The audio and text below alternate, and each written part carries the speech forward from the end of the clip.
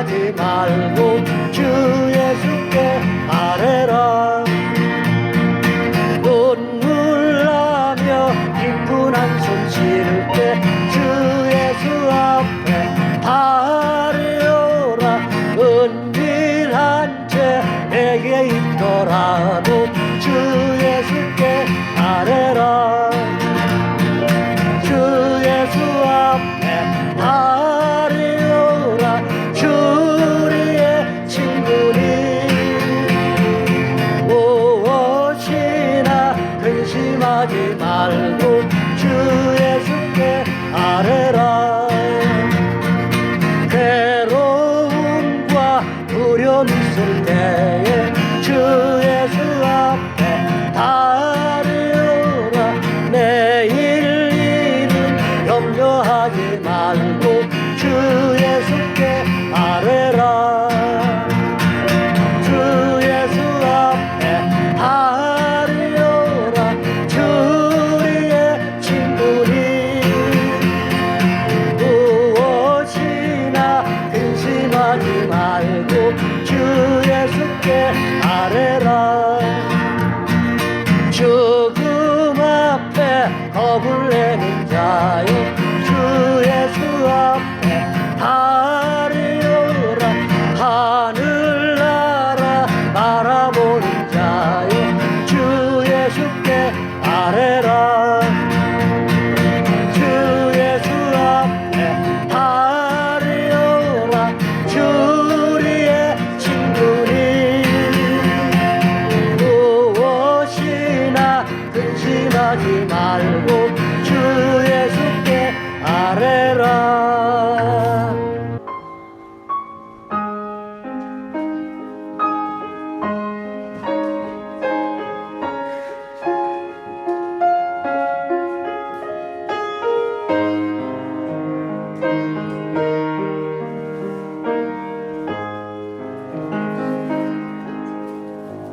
주일 예배 오신 여러분들을 주님의 이름으로 환영합니다. 다 같이 묵상하는 기도 함께 하시겠습니다.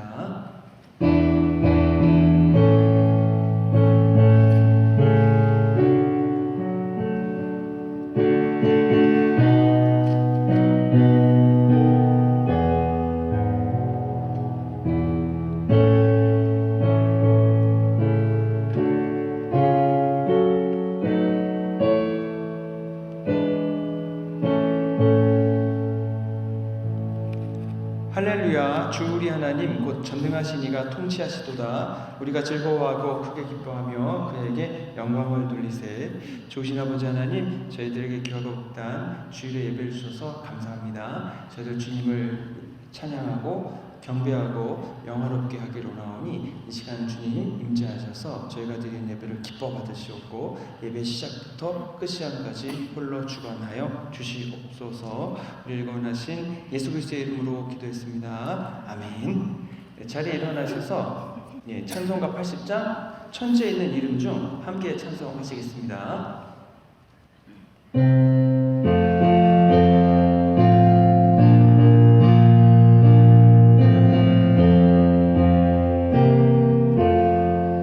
천지에 있는 이름 중 귀하고 높은 이름, 주 나시기 전 지으신 구주의 이름 예수.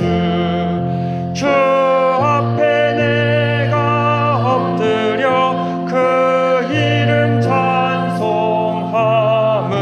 내 귀에 들린 말씀 중 귀하신 이름 예수. 주 십자가에 달릴 때 명패에 쓰인 대로 저 유대인의 왕이여 곧 우리 왕이시라. 주 앞에 내가 엎드려 그 이름 찬송함은 내 귀에 들린 말씀 중 귀하신 이름 예수. 지금도 살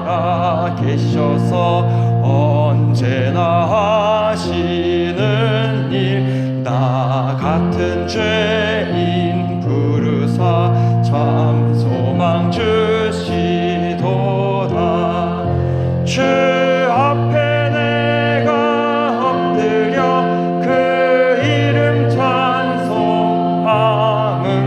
내 귀에 들린 말씀 중 귀하신 이름 예수. 주 예수께서 영원히 어제나 오늘이나 그 이름으로 우리에게 참 복을 내리신다. 주 앞에 내가 엎드려 그 이름 찬송함은 내 귀에 들린 말씀 중 귀하신 이름 예수. 아멘. 교동문 18번 시편 31편 말씀을 함께 교독하겠습니다. 여호와여, 내가 주께 피하오니 나를 영원히 부끄럽게 하지 마시고 주의 공의로 나를 건지소서.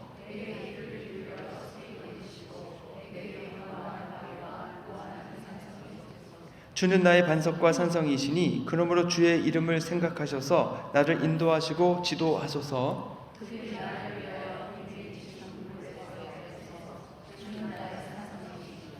내가 나의 영을 주의 손에 부탁하나이다. 진리의 하나님 여호와여, 나를 속량하셨나이다.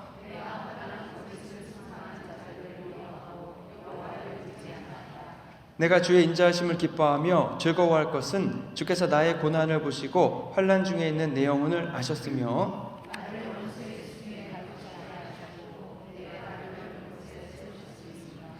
아멘.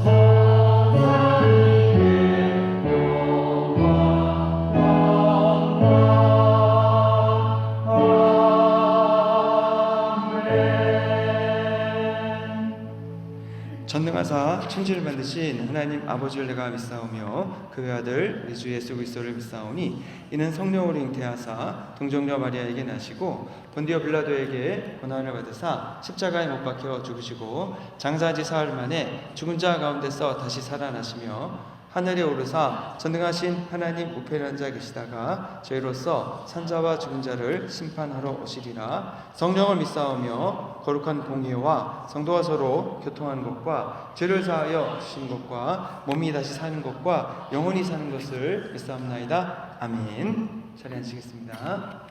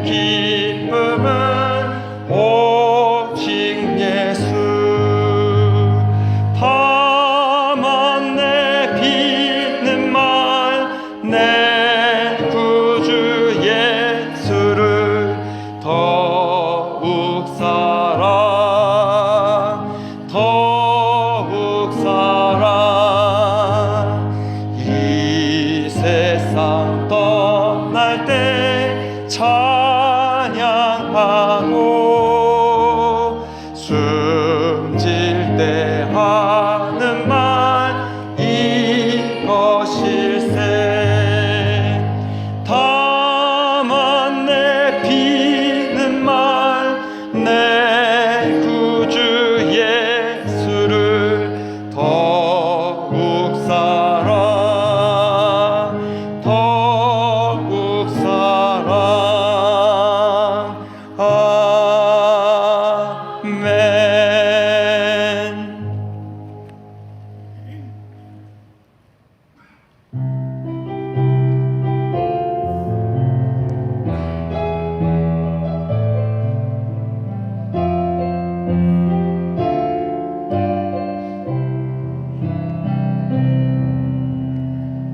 허무한 시절 지날 때 깊은 한숨 내쉴 때 그런 풍경 보시며 탄식하는 분 있네.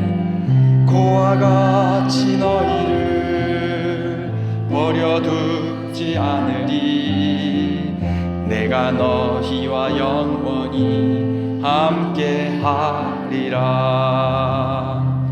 억눌린 자 갇힌 자 자유함이 없는 자 피난처가 되시는 성령님 계시네. 주의 영이 계신 곳에 참 자유가 있다네. 진리의 영이신 성령님 오셨네. 성령이 오셨네. 성령이 오셨네. 내 주에 보내신 성령이 오셨네. 우리 인생 가운데 친히 찾아오셔서 그 나라 꿈꾸게 하시네.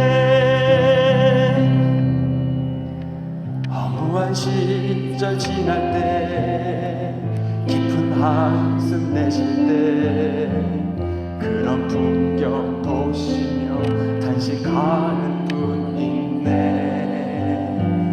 고와 같이 너희를 버려두지 않으리. 내가 너희와 영원히 함께 하리라. 억눌린 자 갇힌 자 자유함이 없는 자 피난처가 되시는 성령님 계시네. 주의 영이 계신 곳에 참 자유가 있다네. 진리의 영이신 성령이 오셨네. 성령이 오셨네. 성령이 오셨네. 내 주에 보내신 성령이 오셨네. 우리 인생 가운데 친히 찾아오셔서 그 나라 꿈꾸게 하시네. 성령이 오셨네. 성령이 오셨네. 내 주에 보내신 성령이 오셨네. 우리 인생 가운데 친히 찾아오셔서 그 나라 꿈꾸게 하시네.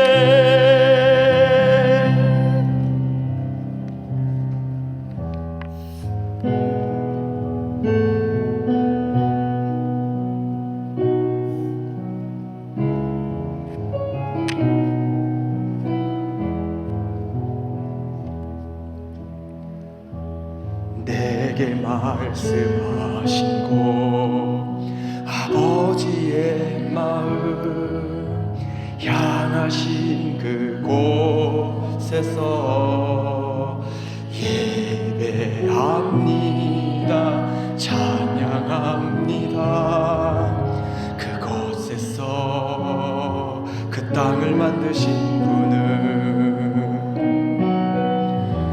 성령의 바람 나의 눈을 적시네. 내 노래 주를 예배하네. 하늘 가득히 주의 영광 선포되네. 주님 그 땅 회복시키시네. 나의 노래가 주를 향한 예배가 그 땅을 회복시키네. 생수의 강이 넘치네. 가라 하시네. 주님 명하신 그곳 내겐 두렵 염전염내 성령이 나를 인도하네. 내게 말씀하신 곳 아버지의 마음 향하신 그곳에서 예배합니다. 찬양합니다. 그곳에서 그 땅을 만드신 분을 성령의 바람 나의 눈을 적시네. 내 노래 주를 예배하네.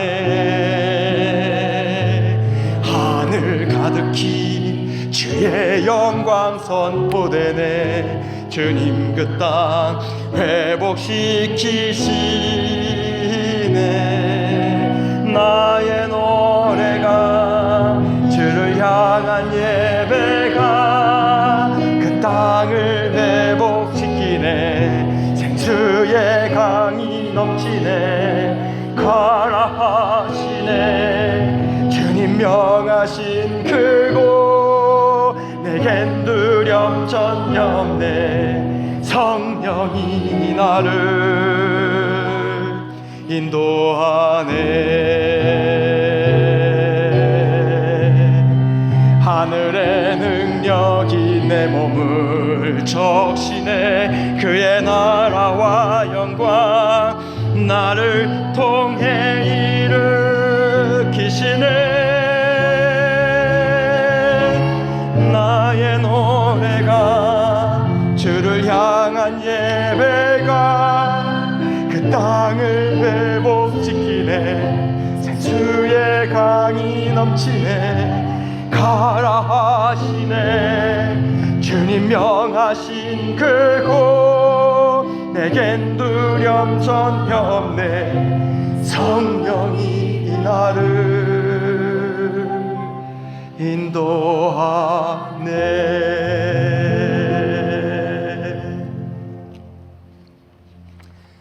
네, 우리를 대표해서 이동호 군사님께서 기도해 주시겠습니다. 하나님 아버지, 이 우주 만물을 창조하시고 저희에게 오늘 시간을 허락하셔서 저희가 이렇게 함께 모여 주님께 경배드릴 수 있게 하여 주심을 감사드립니다. 아버지의 나라가 우리 한 사람 한 사람 마음속에 임하셔서 다스려 주옵시고 아버지의 뜻이 우리 안에서 이루어질 수 있도록 성령 충만함을 허락하여 주시옵소서. 우리가 이 세상을 살아갈 때 세상의 것을 바라볼 것이 아니고 오직 진리 되시는 하나님의 말씀을 따르고 그에 순종할 수 있도록 저희와 항상 함께하여 주시기를 간절히 바라옵나이다. 주님이 이 세상에서 우리를 통해서 이루시기를 원하시는 많은 것들이 우리가 이 세상을 살 때 그것을 이룸으로써 저희 인생이 주님께 드리는 산 예배가 될 수 있도록 허락하여 주시고 저희가 세상을 이기며 살 수 있도록 도와주시기를 간절히 바라옵나이다.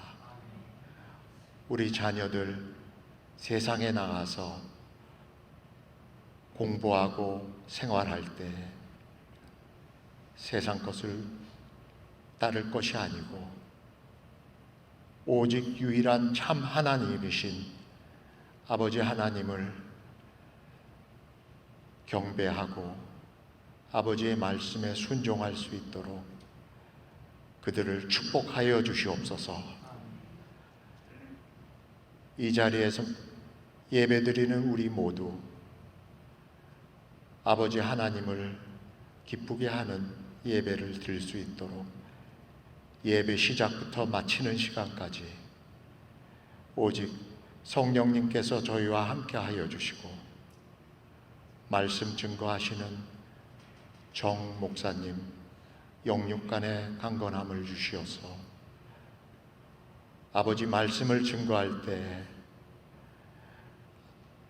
그에게 부족함이 없도록 주님께서 항상 그와 함께 하시고 그의 가족들을 축복하여 주시기를 간절히 바라옵니다.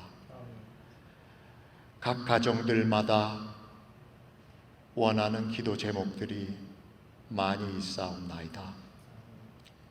우리가 우리 입에서 소리가 나가기 전에 아버지께서는 우리의 원하는 것이 무엇인지 이미 알고 계심을 고백합니다. 아버지께서 그들 마음속에 위로를 주시고 또 아버지의 뜻 가운데서 그들의 기도 제목들이 응답받을 수 있도록 축복하여 주시기를 간절히 바라옵나이다. 저희에게 보내주신 아버지의 극진하신 선물 구세주 예수 그리스도 그를 보내주심을 감사드리며 예수 그리스도의 이름으로 기도드려 싸움나이다.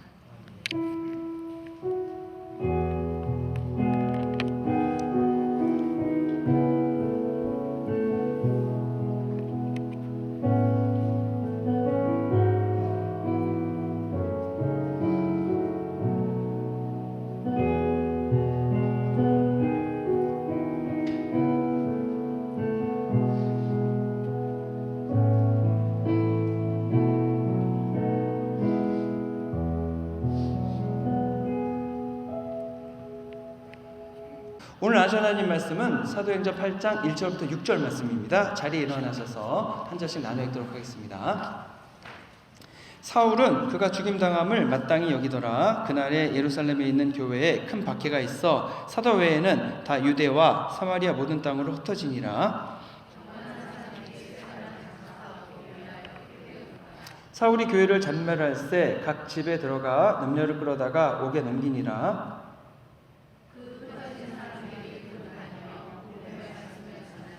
빌립이 사마리아 성에 내려가 그리스도를 백성에게 전파하니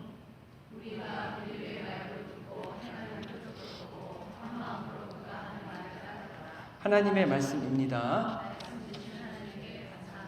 네, 아멘. 자리에 앉으시겠습니다. 네, 이달의 성경 목표절 말씀 이사야서 43장 19절 말씀 같이 읽어보겠습니다. 보라, 내가 새 일을 행하리니 이제 나타날 것이라. 오늘 그 설교 제목이 코바디스 도미네인데, 여러분 코바디스라는 영화 아시죠? 예, 그 코바디스 그 영화에 나오는 말이 바로 이 코바디스 도미네에 나오는 그 코바디스입니다.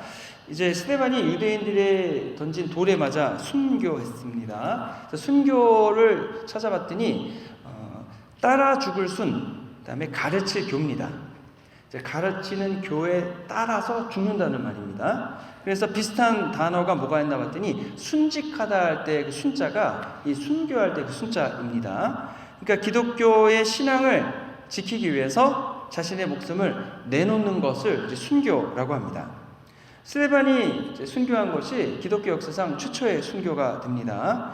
유대인 앞에서 자신이 믿는 바를 다 이야기했고 그 신앙의 고백 때문에 죽음을 맞이하는 겁니다. 근데 한편으로 생각하면 도대체 뭘 믿기에 자신의 목숨을 내놓으면서까지 믿는가? 이런 생각을 해보는 겁니다. 그래서 많은 분들이 이런 걸 이해하지 못하기 때문에 그렇습니다. 스데반은 예수님을 전하기 위해 목숨을 내놓을 수 있는 사람이었고 자신을 죽이는 사람을 향해서 그들의 죄를 용서해 달라고 기도할 수 있는 사람이었습니다. 그러면 나는 그렇게 할 수 있는가? 그게 아니라면 정말로 그 스데반의 죽음에 대해서 진지하게 어떻게 그럴 수 있지? 한번 생각을 해봐야 되는 겁니다. 세상에서 가장 중요한 것을 꼽으라고 하면은 내 목숨일 것입니다. 내 목숨이 얼마나 중요하냐면 아무도 내 목숨을 내놓기 싫어합니다. 내 목숨을 내놓기커녕은 더 오래 살기 위해서 아주 많은 노력을 하고 있습니다. 그런데 그 중요한 목숨을 어떻게 내놓을 수 있는가? 미국의 여러분 제일 부자가 누군지 아십니까? 미국의 제일 부자. 작년 10월 기록을 하면은 일론 머스크가 1등이었습니다. 근데 일론 머스크의 재산이 326조 원입니다. 자, 그러면 일론 머스크에게 한번 물어보는 거죠. 당신이 돈을 내면 수명을 연장해 주겠습니다. 돈을 내겠습니까? 얼마를 내겠습니까? 여러분이 일론 머스크라면 그 재산이 326조라고 하면은 얼마 내시겠습니까? 저는 다 내겠습니다. 왜냐하면 326조 다 내도 내 생명이 늘어나면 다시 벌면 되잖아요. 일론 머스크는 돈 잘 버니까. 그렇기 때문에 전 재산을 내주더라도 내 수명이 늘어난다면 그것은 아주 환영할 만한 일입니다.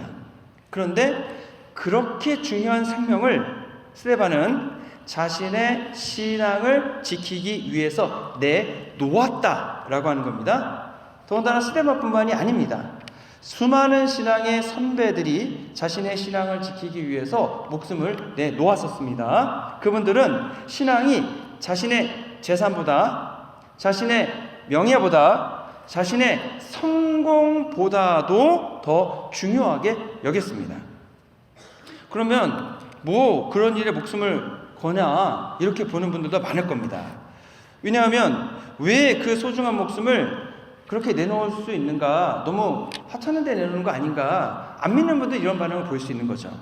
그런데 그럼에도 불구하고 그렇게 소중한 목숨을 내어 놓았다는 것이 어떻게 가능한지는 꼭 물어봐야 한다는 말입니다.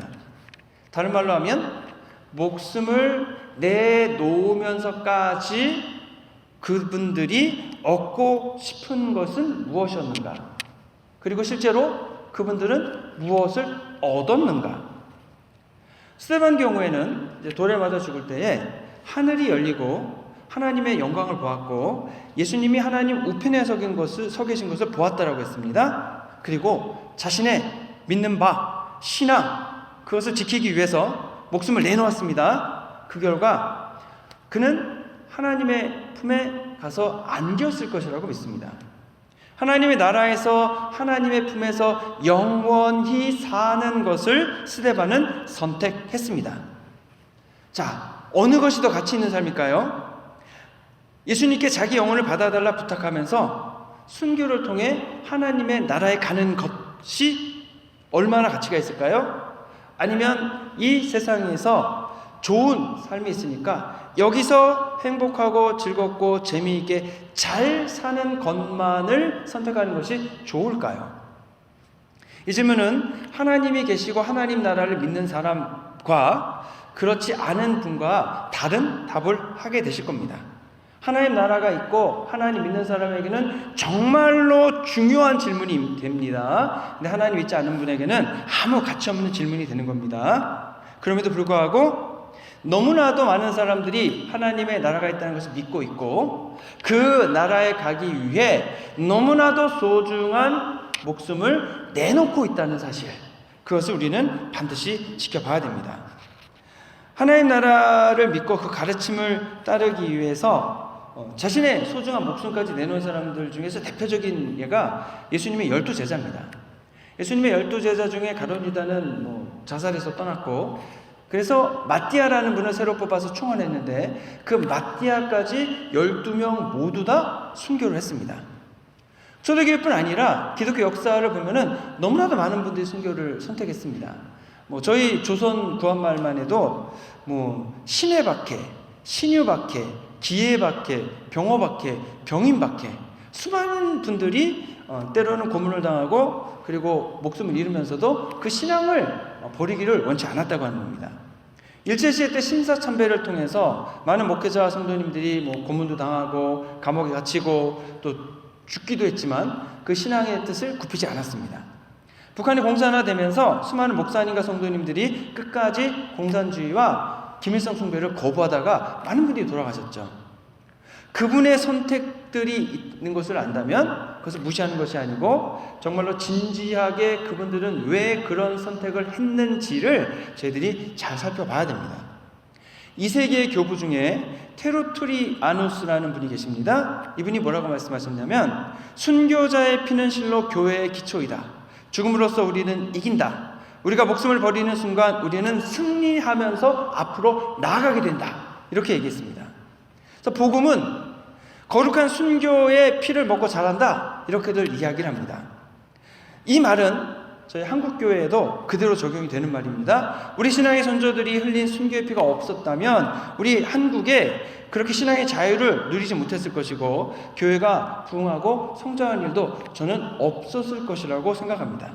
물론 북한에는 아직 신앙의 자유가 없습니다. 하지만 북한 땅에는 순교를 위해서 흘린 너무나도 많은 피가 있고 그 피가 지금도 하나님께 탐원하고 있다고 저는 믿습니다. 그렇기 때문에 저는 북한도 곧 문이 열리고 그곳에 복음이 선포되고 거기에는 후예들이 다 하나님을 믿고 하나님 자녀가 될 줄로 믿습니다. 근데 이제 어떤 분들은 순교가 무섭잖아요. 여러분 순교하면은 와서 이제 우리가 그려지는 게 뭐 고문 막 당하고 막 목숨 잃고 아유 그러면 내가 이거 믿어야 되나 괜히 예수님 믿었다가 나도 걸려가지고 죽으면 어떡하지? 이러면 걱정하지 마시기 바랍니다. 왜냐하면은요 여러분이 좋은 소식이 될지 이게 나쁜 소식이 될지 모르지만 순교는 아무나 하는 게 아니랍니다. 아무나 순교할 수 없대요. 저희가 미국에 살면서 여러분 순교할 수 있겠습니까? 여기서 뭐 순교 우리가 교회 다닌다 그래서 뭐 잡아다가 때리고 이제 죽이거나 하지는 않잖아요. 네. 근데 이제 저희가 전에도 한번 나눈 적이 있는데 이제 미국 콜로라도 덴버시 밑에 가면은 리틀턴이라는 지역이 있습니다. 근데 거기에 콜럼바인 고등학교에서 이제 학생 둘이 총을 들고 와가지고는요 학생 25명을 이제 쏴 죽인 적이 있습니다. 큰 문제가 됐었는데 근데 그때 한 범인이 캐시 버넬이라고 하는 여학생에게 총을 겨누면서 물었습니다. 너는 하나님 믿느냐? 이렇게 물었습니다. 그랬더니 그 버넬이 Yes, I believe in God 이렇게 대답했습니다. 그리고 그 자리에 가슴에 총 맞고 죽었습니다.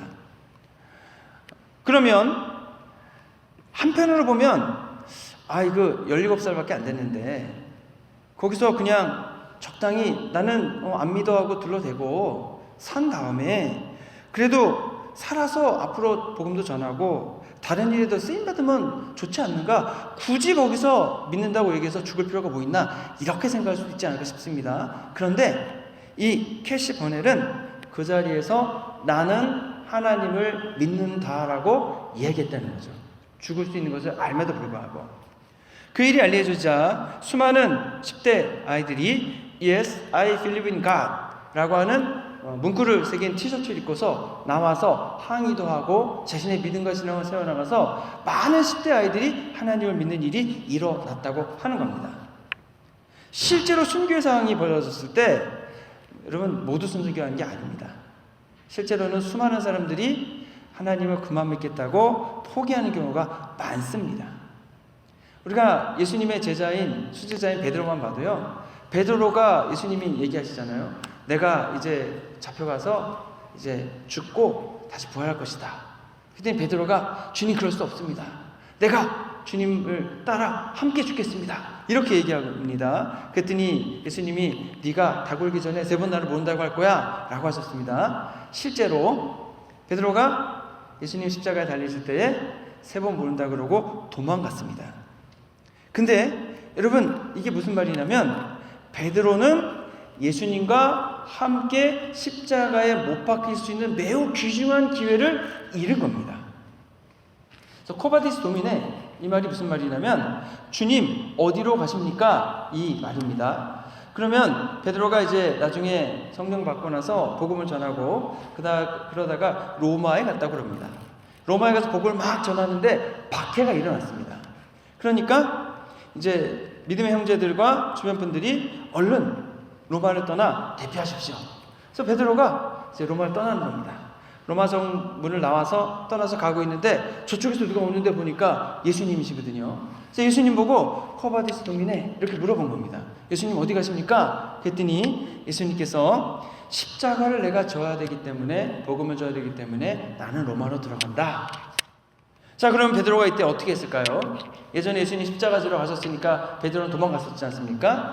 이번에는 예수님을 따라 로마로 되돌아갔고 거기서 체포되어 목베임을 당해 십자가에 달려서 순교하게 되는 겁니다. 그래서 순교는요 정말로 택함 받은 사람들만 하는 것이다 라고 이야기들을 합니다. 왜냐하면 순교가 되게 어려운 거기 때문에 그런 것 같습니다.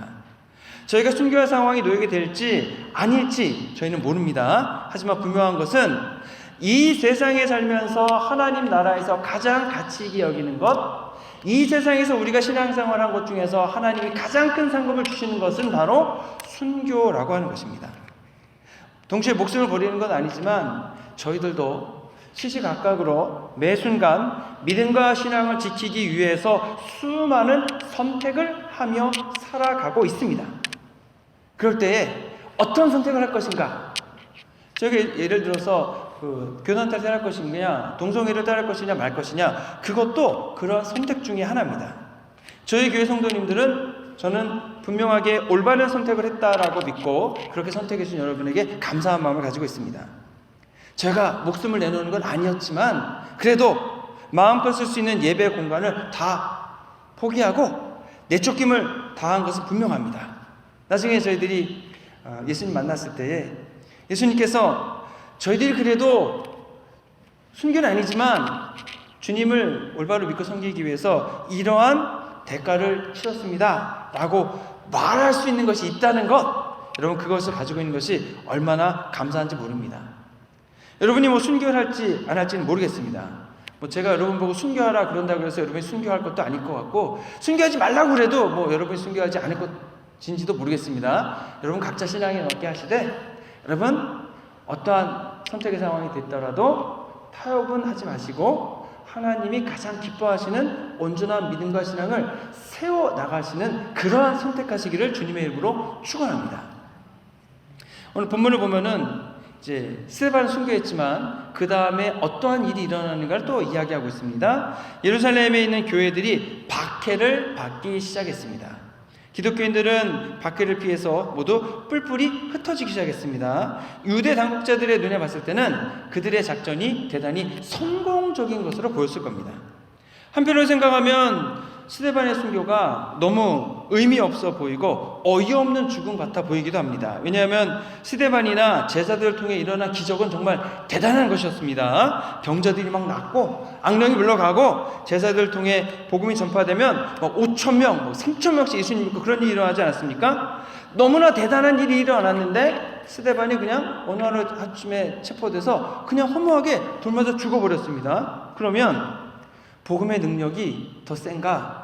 유대 당국자의 능력이 더 센가? 이렇게 보지 않겠습니까? 그리고 스데반이 죽었으니까 유대 당국자의 힘이 더 훨씬 세 보이는 거 아닌가? 이렇게 볼 수 있다는 거죠. 그리고 하나님 믿는 사람들은 체포되고 또 뿔뿔이 도망가기 바빴다라고 하는 겁니다. 스데반의 죽음만 보면은 그럴 수 있습니다. 기독교인들이 박해를 받아 쫓겨나는 모습만 보면 그럴 수 있습니다. 그런데 그 기독교인들을 박해한 것은 정말 엉뚱한 결과들을 만들어내기 시작했다는 것이죠. 기독교인들 중에서 여러분 체포된 사람이 있고 뿔뿔이 도망친 사람들이 있는데 이 뿔뿔이 도망친 사람들이 누구냐면 디아스포라 유대인입니다.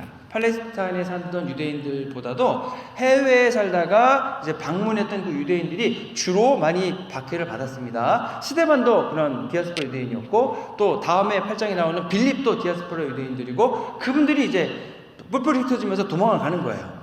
이분들이 어디로 가겠습니까? 자기가 살던 고향으로 가겠죠. 그 말은 무슨 말이냐면 여지껏 성령의 역사하심과 복음의 전파는 예루살렘 안에만 있었습니다.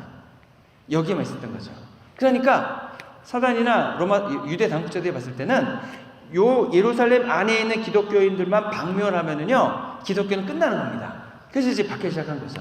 그런데 이 디아스포라 유대인들이 갑자기 뛰쳐나가가지고 그냥 놀란 토끼 뛰쳐나가듯 다 자기 고향으로 돌아가 버리지 않았습니까? 그러니까 이전에는 예루살렘에만 예수님 믿는 사람들이 있었는데 이제부터는 로마 각지에 예수 믿는 사람들이 갑자기 확 흩어져 버린 겁니다. 예수님 믿는 사람들 통해서 성령 하나님의 역사하심이 막 일어났는데 이제는 그 예수 믿는 사람들이 로마 각지로 흩어졌으니까 로마 각지에서 성령의 역사하심이 막 일어나고 하나님 믿는 역사들이, 예수님 믿는 역사들이 막 일어났다는 겁니다. 그래서 사도 바울이 로마에 간 것은 맨 마지막인데 이미 그 로마에는 교회가 있었다고 하는 겁니다. 언제 생겼느냐? 많은 학자들이 이때 예루살렘에 왔던 사람들이 되돌아가서 거기서 교회를 새롭게 만들었다, 이렇게 얘기를 하는 겁니다. 저희가 사도행전 1장 8절을 보면은요, 오직 성령이 너희에게 임하시면 너희가 권능을 받고 예루살렘과 온 유대와 사마리아와 땅끝까지 이르러 내 증인이 되리라 하시니라. 맨 처음 복음이 전파된 것은 예루살렘입니다. 그리고 나서 예루살렘을 싸고 있는 유대의 복음이 전해지는 거고, 유대를 넘었으면은 그 위에 있는 이제 사마리아의 복음이 전해지는 거고, 그 다음에는 땅끝으로 복음이 전해지는 거죠. 그런데 이 땅끝으로 복음 전해지는 게 기독교인들이 자발적으로 전도하자고 해서 간 게 아니고요, 갑자기 박해가 임하고 성도가 죽고 감옥에 잡혀서 많은 고난을 당하니까 이분들이 그냥 대피하다가 얼떨결에 가는 바람에 복음이 그냥 전 세계로 확 퍼지게 됐다는 겁니다. 이때 사탄은 정말 깜짝 놀랐을 겁니다. 왜냐하면 이제 스데반을 죽이는 것이나 제자를 감옥에 가두는 것이나 모두 사탄이 위해서 하나님을 대항해서 방해하는 일 아니겠습니까? 근데 사탄이 원하는 것은 예수님의 복음이 전파되지 못해서 아무도 구원받지 못하는 겁니다.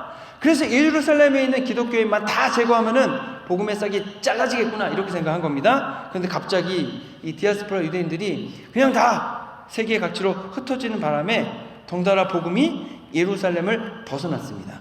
그리고 곳곳으로 퍼져나갔습니다. 그 가는 곳마다 성령의 역사가 엄청 일어나서 급속도로 예수님 믿고 교회가 확장되는 그런 일들이 일어났다고 하는 거죠. 어떻게 보면 사탄이 이때 땅을 치고 후회하지 않았을까 싶습니다.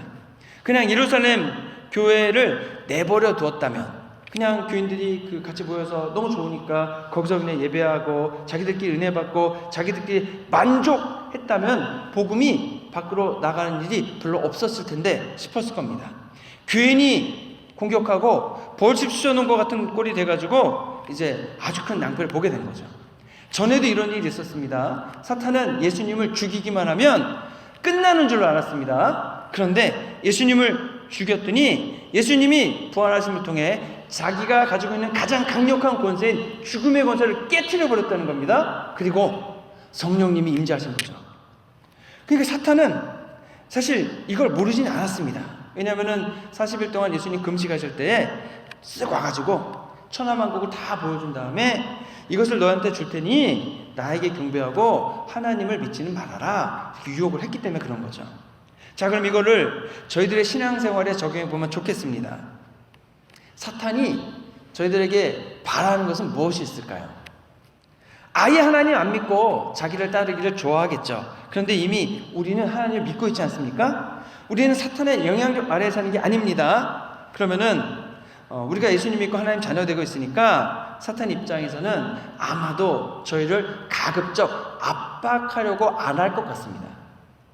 막 박해하고 막 압박하는 대신에, 왜냐하면 스데반을 통해 학습 효과가 있으니까 그냥 저희가 강제로 못 믿게 하면은 뭐 저희가 더 열심히 믿을 거 아닙니까? 그러니까 저희들이 하나님 믿는 사람들이 있을 경우에는 쓱 세상의 것들을 막 갖다 주는 거죠. 성공도 더 많이 하게 해주고 또 가지는 것도 더 많이 가지게 해주는 겁니다. 그리고 재미있는 것들을 하나씩 갖다 주는 거죠. 그래서 우리가 부함에 취하고 성공에 취하고 재미있는 것에 취해서 하나님이나 예수님 바라보기를 적게 하는 겁니다. 그러다가 조금 더 취하고 조금 더 취하다 보면은 어느 순간에 너무 멀리 와 있게 되는 겁니다. 그래서 너무 가진 것이 많아서 포기할 수 없어서 하나님을 더 잘 믿지 못하게 만드는 겁니다. 그래서 진짜 위기는 우리가 순교해야 될 상황, 고난 당하는 상황에 처해 있는 게 아니고요, 너무나 편안하고 너무나 즐거워서 순교는 아예 생각도 안 하는, 고난은 아예 아무것도 없는 그러한 삶을 살 때가 되는 겁니다. 하나님의 나라, 천국을 가지기 위해서가 아니라 이 세상 것 가지기에 바쁠 때, 그때가 진짜 위기입니다. 그래서 하나님의 나라가 얼마나 좋은지, 하나님의 나라에 아무것도 심지 않고 이 세상에 살아간다면 여러분 하나님 나라에서 그것이 무슨 의미 있는 인생이 되겠냐라고 하는 거죠. 그래서 여러분 신앙적인 고난이나 어려움이 저희들의 믿음과 신앙에서는 매우 득이 되고 도전이 되는 때가 너무나 많습니다. 저희가 하나님이 우리에게 왜 이런 힘들고 어려운 일을 허락해 주셨습니까? 왜 나를 이 어려운 상황 속에 내버려 두셨습니까? 라고 항의할 수 있습니다. 왜냐하면 힘들고 어려운 일 자체가 좋은 건 아니기 때문에 그런 거죠. 하지만 그 힘들고 어려운 상황 속에, 박해의 상황 속에, 고난의 상황 속에, 순교의 상황 속에 있다 할지라도 저희들은 질문의 방향, 우리의 시선을 다른 곳으로 돌려야 됩니다. 왜 응답해 주시지 않느냐? 왜 역사해 주시지 않느냐? 이것이 중요한 게 아니고, 중요한 질문은 나의 이 위기와 고난의 삶 속에서 성령님은 무슨 일을 하고 계시는가? 나와 함께하고 계시는 하나님은 지금 어떤 말씀을 나에게 주시는가? 이거를 바라봐야 된다고 생각을 합니다. 하나님은 지금 나의 인생과 함께하고 계십니다. 그리고 나의 어려운 삶의 현장 속에서도 일하고 계신 줄로 믿습니다. 그렇기 때문에 우리는 기도하면서 주님의 뜻과 주님의 계획이 내가 이해할 수 없고 내가 기대하지 못하는 어떤 일들을 나의 삶을 통해 이루어 가시길 원하십니까? 그 일을 바라볼 때에 내 고난과 내 아픔과 내 또는 박해 속에 있는 진짜 의미를 찾게 될 수 있다는 겁니다. 물론 수데반의 순교는 가슴 아픈 일임에는 분명합니다. 그런데 그 일을, 그 위기의 상황을 하나님은 지혜로 삼으셔서 흩어지는 성도님들과 함께 가셔서 복음을 전하기 시작하시는 겁니다. 저희가 다음 주에 살펴볼 건 빌립의 얘기인데, 빌립이 사마리아 갔습니다. 사마리아 가가지고 복음을 전하니까 악한 영들이 막 떠나가고 병자들이 낫고 막 그런 엄청난 일이 일어나고 많은 사람이 예수님을 믿게 됐다라고 하는 겁니다. 그러면 저희들의 삶 속에 있는 위기 속에 주님이 위기를 기회로 바꾸셔서 무슨 일을 할 것인가? 나의 이 삶을 통해서 하나님은 어떻게 역사하실 것인가? 여러분, 성전은 고정된 것이 아니라고 했습니다. 성전은 물론 고정되어 있지만 하나님은 거기에 제한되지 않는다 그랬습니다. 하나님이 가시는 곳에 성막이 따라가는 거라고 그랬습니다. 그러면 나의 삶에 어떤 고난이 있던 어려움이 있던 나의 삶 속에서 역사하시는 그 하나님을 바라보고 나의 삶 속에서 이루어 가시는 그 하나님의 그 이루어 가신 그 일들을 우리가 함께 바라보고 그 일을 이루어 갈 수 있다고 하는 거죠. 자, 그렇기 때문에 교회도 마찬가지입니다. 우리 교회가 어떤 어려움 속에 있다면은 여러분 그 어려움이 아예 없어야 되는 게 아니고요. 그 어려움 가운데 성령 하나님의 역사하심이 무엇인지를 바라보고 성령 하나님이 우리 교회를 통해 하려고 하시는 그 일을 이루기 위해서 저희가 열심을 다해가면 되는 줄로 믿습니다. 문제는 고난이 있는 것이 아니고요. 문제는 우리가 성령님의 역사하심이 어디 있는지 바라볼 줄 모르고 깨닫지 모르고 그냥 세상의 환경에 휩싸여서 그냥 이리저리 방황하는 게 사실은 진짜 큰 문제입니다. 그래서 불평하고 원망하는 것이 아니고 하나님의 선하신 역사하심을 바라보면서 나 자신을 잘 바라보고 우리의 시선을 성령 하나님의 역사하심에 고정한 다음에 그 일을 이루어가는 것이 여러분 훨씬 지혜롭고 주님이 원하시는 일이라고 믿습니다. 오직 하나님만 바라보시기 바랍니다. 그리고 성령님 역사하시는 그곳에 있으시기 바랍니다. 그래서 하나님께 쓰임받고 하나님께 잘했다 칭찬받는 저 여러분 되시기를 주님의 이름으로 축원합니다. 기도하겠습니다. 좋으신 아버지 하나님, 때로 저희의 삶 속에 고난의 상황이 있다 할지라도 또는 어려움이 있다 할지라도 거기에 저희들이 너무 좌지우지되지 않게 하시고 압도되지 않게 하시고 그럼에도 불구하고 나의 함께 하시는 하나님께서 역사하고 계심을 믿고 지금 이 삶의 고난의 현장에서 주님이 무슨 일을 하시는가를 바라보고 그 일을 함께 이루어감을 통해 저희의 위기를 기회로 삶의 열매로 바꿔가신 하나님과 함께하도록 역사해 주시옵소서. 우리를 권하신 예수 그리스도의 이름으로 기도했습니다. 아멘. 준비하신 예물을 주님께 드리겠습니다.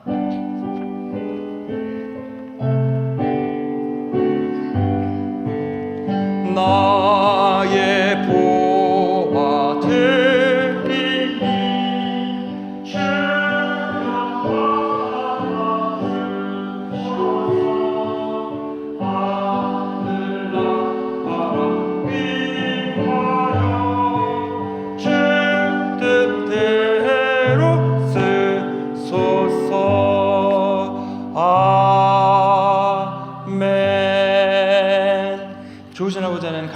날마다 저희들이 주님께 예비하며 귀한 예물을 준비해 드리오니 기쁘게 받으시고 하나님 필요한 것에 유기하게 사용하여 주옵소서.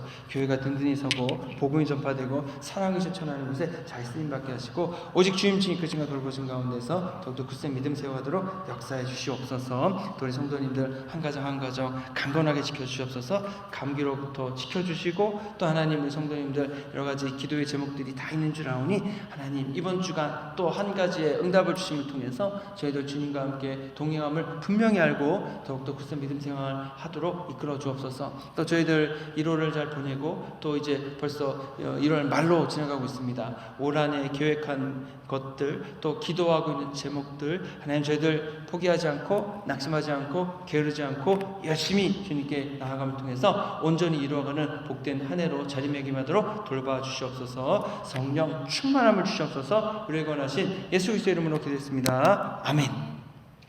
자리에 일어나셔서 결단 찬송 함께 하시겠습니다.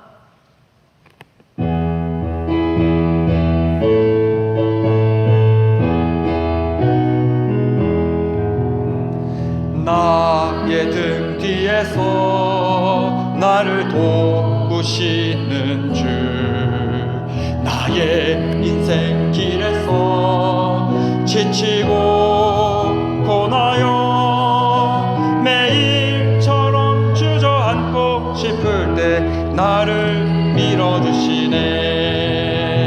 일어나 걸어라 내가 새 힘을 주리니. 일어나 너 걸어라 내 너를 도우리. 나의 등 뒤에서 나를 도우시는 주, 평안히 길을 갈 때 보이지 않아도 지치고 곤하여 넘어질 때면 다가와 손 내미시네.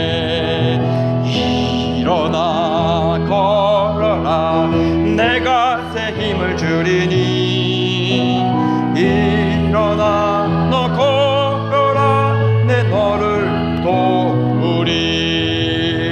나의 등 뒤에서 나를 도우시는 주, 때때로 뒤돌아보면 여전히 계신 주, 잔잔한 미소로 바라보시며 나를 재촉하시네.